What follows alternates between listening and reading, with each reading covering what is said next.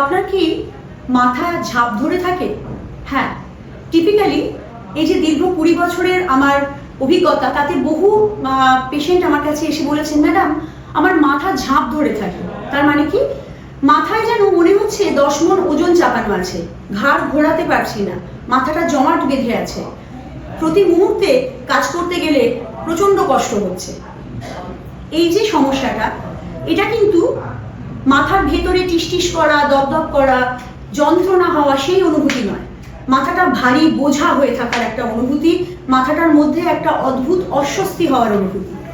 এই অস্বস্তিটাও কিন্তু একটা বিশেষ ধরনের মাথা ব্যথা, যেটাকে আমরা বলি টেনশন টাইপ হেডেক। কথাটার মধ্যেই পরিস্ফুট, টেনশন টাইপ হেডেক মানে সেটা তৈরি হচ্ছে ব্রেনের গভীরে জমে থাকা অ্যাংজাইটি বা টেনশনের কারণে। এবার আপনি বলবেন, কই আমার তো কোনো টেনশন নেই। অ্যাকচুয়ালি আপনার সচেতন মন, যেটা যে মনটা কনসাস মাইন্ড, সেখানে কোনো টেনশন নেই, সেখানে আপনি কিছুই ফিল করেন না, খুবই ভালো আছেন, আপনি ফ্রি। কিন্তু আপনার অবচেতন মনে, আপনার নিজের অজান্তে দৈনন্দিন জীবনের যে অভিজ্ঞতাগুলো, সেগুলো থেকে প্রচুর পরিমাণে অ্যাংজাইটি আপনার অবচেতন মনে জমা হয়ে আছে, যেটাকে আমরা বলি সাবকনসিয়াস পার্ট অফ মাইন্ড। সেই সাবকনসিয়াস পার্ট অফ মাইন্ডের যে অ্যাংজাইটি, সেটা অনেক সময়ই এই মাথা ভারী লাগা, মাথা ধরে থাকার অনুভূতি নিয়ে বেরিয়ে আসে।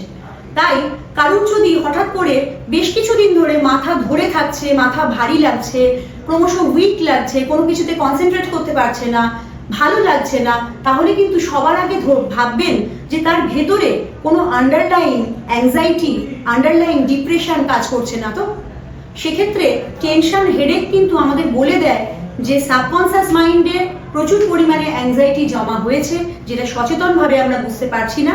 বোঝার একটাই উপায়, ওই যে মাথা ভারী লাগা, মাথা ধরে থাকা, সেটাই জানিয়ে দিচ্ছে যে আমি আছি, টেনশন হেডেক ইজ দেয়ার। আর টেনশন হেডেক যার হচ্ছে, টেনশন ইজ দেয়ার কোথায় আছে? সাবকনসিয়াস মাইন্ডে।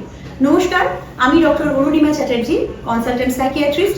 আমার 20 বছরের অভিজ্ঞতায় এরকম প্রচুর রোগীকে আমি দেখেছি, যাদের এই টেনশন হেডেক নিয়ে যারা প্রেজেন্ট করে, এবং আরো ডিটেলে যখন আমরা অ্যানালাইসিস করি তখন দেখতে পাই majority of them are suffering from depression and anxiety.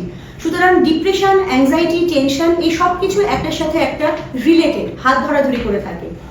কোনো কিছুকে নজরআন্দাজ করবেন না, কারণ যদি শুরুতেই ট্রিটমেন্ট শুরু করা যায়, যদি শুরুতেই আমরা সচেতন থাকি, তাহলে কিন্তু অনেক বড় ক্ষতির দিক থেকে আমরা নিজেদের বাঁচাতে পারি।